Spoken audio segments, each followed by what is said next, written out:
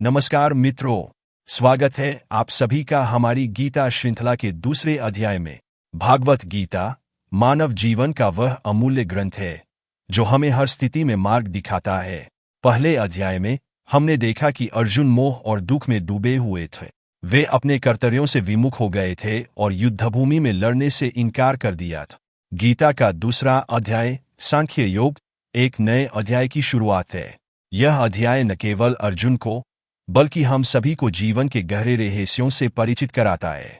तो आइए गीता के इस अध्याय में प्रवेश करते हैं और समझते हैं कि भगवान श्री कृष्ण हमें क्या सिखाना चाहते हैं। इस अध्याय की शुरुआत होती है अर्जुन के आत्मसमर्पण से। अर्जुन कहते हैं, शिष्यस्तेहं शाधि मान थ्राइन प्रपन्नम। हे कृष्ण, मैं आपका शिष्य हूं और आपकी शरण में आया हूं। कृपया मुझे धर्म का उपदेश दे। यहां से गीता का असली संवाद शुरू होता है। श्री कृष्ण अर्जुन को आत्मा का ज्ञान देते हुए कहते हैं कि यह शरीर नश्वर है लेकिन आत्मा अजरमर है। भगवान कहते हैं, नैनन छिंदंती शस्त्राणि नैनन दहती पावक न चैनन क्लेद्यंत्यापर न शोष्यति मारुत। अर्थ स्क्रीन पर दिखाए, आत्मा को न कोई शस्त्र काट सकता है, न आग जला सकती है, न जल गीला कर सकता है और न ही वायु इसे सुखा सकती है। यह श्लोक हमें सिखाता है कि आत्मा अटल और शाश्वत है। यह ज्ञान हमें मृत्यु का भय मिटाने में मदद करता है। सोचिए, जब हम किसी प्रियजन को खोते हैं तो यह विचार हमें सांत्वना देता है कि आत्मा कभी नहीं मरती। वह केवल शरीर बदलती है, जैसे हम पुराने कपड़े बदलकर नए कपड़े पहनते हैं।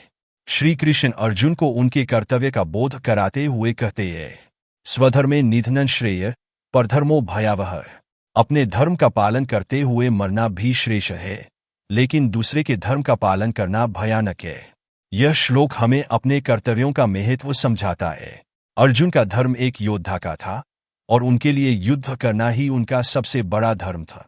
आज के समय में यह शिक्षा हमें बताती है कि चाहे परिस्थितियां कितनी भी कठिन क्यों न हो, हमें अपने कर्तव्यों से कभी पीछे नहीं हटना चाहिए। जैसे एक डॉक्टर का धर्म है लोगों का इलाज करना, वैसे ही हर व्यक्ति को अपने कार्य के प्रति निष्ठा रखनी चाहिए। एक सैनिक जो अपने देश की रक्षा के लिए अपने प्राणों की आहुति देता है, कभी अपनी जिम्मेदारियों से पीछे नहीं हटता। वह जानता है कि उसकी सेवा और त्याग उसके देश के लिए आवश्यक है। यह कहानी अर्जुन के कर्तव्य के प्रति उनके संकल्प को प्रतिबिंबित करती है।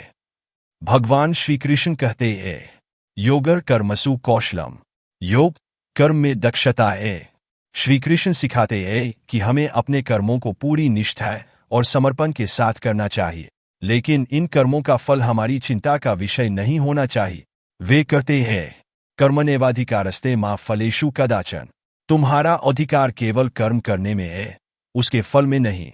आज जब हम किसी लक्ष्य की ओर बढ़ते हैं तो अक्सर हम परिणाम को लेकर चिंतित हो जाते हैं।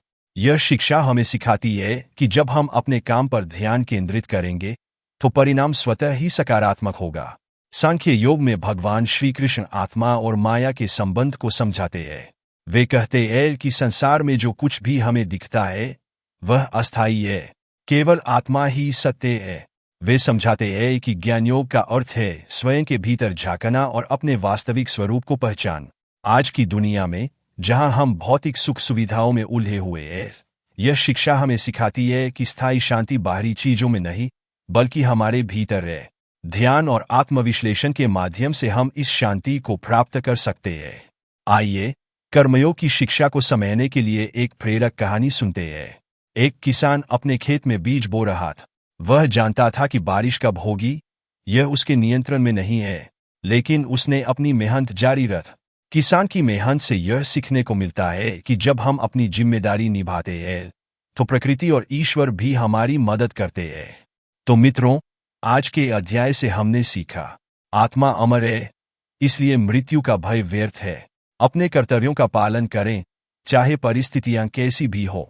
कर्मयोग का अभ्यास करें, कार्य करें, लेकिन परिणाम की चिंता किए बिन। आत्मज्ञान ही सच्ची शांति और मुक्ति का मार्ग है।